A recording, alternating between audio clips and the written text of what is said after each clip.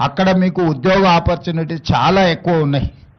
మంచి జీతాలు, మంచి ఒక ఇంజనీరింగ్ చదువుకున్న సాఫ్ట్వేర్ ఇంజనీర్ కంటే కూడా ఒక నర్స్కి ఎక్కువ జీతభత్యాలు ఇచ్చే పరిస్థితులు ఈరోజు జపాన్, జర్మనీలో ఉన్నాయి. మనం ఆ దేశాలతో భాష నేర్పించడానికి కూడా ఒప్పందాలు చేసుకున్నాము. భవిష్యత్తులో మీ నర్సింగ్ కాలేజీలో కూడా జపనీస్ లాంగ్వేజ్, జర్మనీ లాంగ్వేజ్ నేర్పించడానికి వీడికి అవసరమైన టీచర్లను ఇక్కడికి పంపిస్తాం. మీ మంత్రి గారికి మళ్ళీ తర్వాత నేను వాళ్ళని కనెక్ట్ చేస్తాను. తెలంగాణ రాష్ట్ర ప్రభుత్వం జపాన్ ప్రభుత్వంతో, జర్మనీ ప్రభుత్వంతో ఇక్కడ మన విద్యార్థులకు ఆ భాషను నేర్పించడానికి, ఎందుకంటే మనకు బ్యారికేడ్ భాష మాత్రమే, అంటే వాళ్ళు ఏదైనా సమస్య చెప్పుకుంటే తిరిగి మనం తీర్చడానికి ప్రాథమికంగా భాష వచ్చినా చాలు. అందుకోసమని ఈరోజు ఆ దేశాలతో మనం ఒప్పందాలు చేసుకున్నాం.